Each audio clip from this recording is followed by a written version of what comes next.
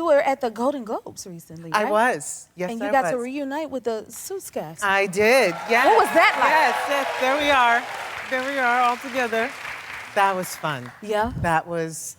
I have to say, growing up, you have all these dreams as an actress, right? And like, when is it? Like, when am I going to get to the award show? Like, what's it going to be? Little did I know it would be for a show that hasn't been on the air for like 5 years. Yeah, it's like the #1 streamed show, though. Yes, it was crazy. That's #1. amazing. That's lightning in a bottle. That's something that you can't predict. That's Right. something that you can't. I mean, we were successful in our own right while we were on the air, but streaming being what it is, and I think there was a lot going on. There was pandemic. There was strike. And people found comfort. That's why you in our think show. it's resonating again and so popular to everyone. Yeah. So you were in a big Super Bowl commercial with 2 of your co-stars from Suits? Yes, for Elf Cosmetics. Yes. And Judge Judy.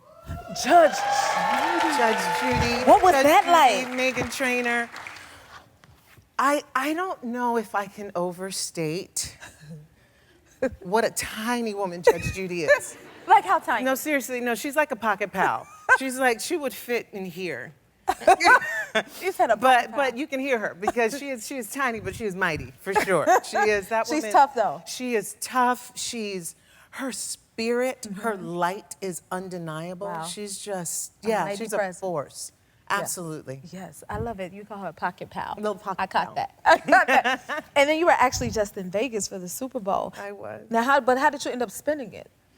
Well, so we had plans to actually go to the Super Bowl, and then the plans fall through. As you know, sometimes it just doesn't happen the way you want it to happen or hope that it would happen.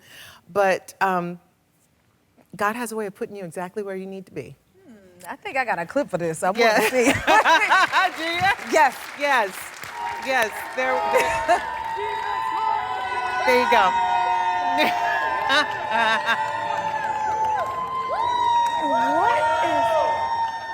What's happening here? Okay, so we found this really cool corner bar at the MGM Grand. They were great. They were great to us, and that was right after my commercial, the Elf Cosmetics commercial, had played. It was just before halftime. Oh my goodness.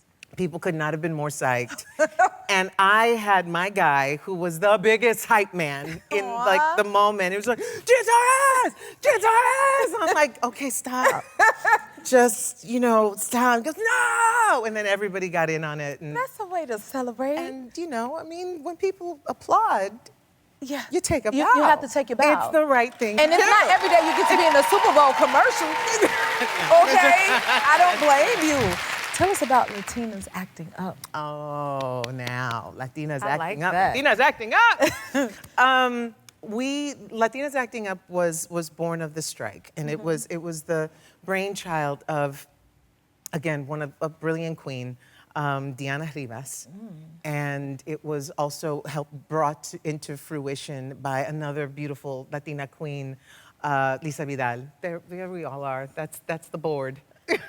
Beautiful. And we were conceived in the strike as a way to hold the line. And they knew, and we all knew, it's my daughter and I up there, Your daughter.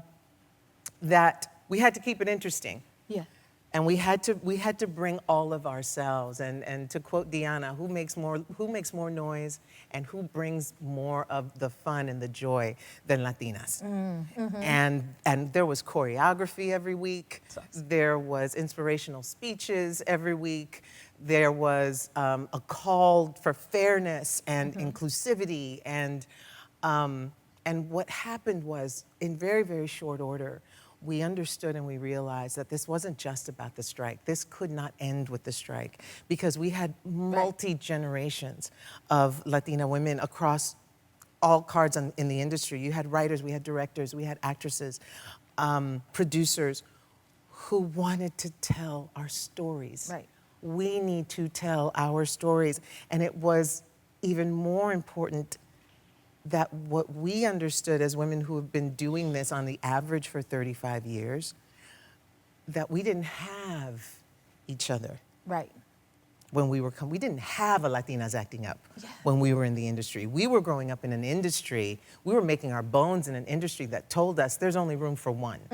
There's room for one Black girl, there's room for one Latina girl, there's room for one Asian girl, and the rest of you, good luck. The rest, good luck. And so it sets up this, Yes. this competitiveness. Right, right. Right? Yes. As opposed to this sisterhood, because we need each other. And that's what Latinas Acting Up is. That's what we've all created. It's this sisterhood of what do you need? Yes. Just it's creating a mindset of abundance. I love and that. not Abundance. scarcity. Yes. Abundance, where just because you get something doesn't mean I don't get something. I don't get less because you get to be successful.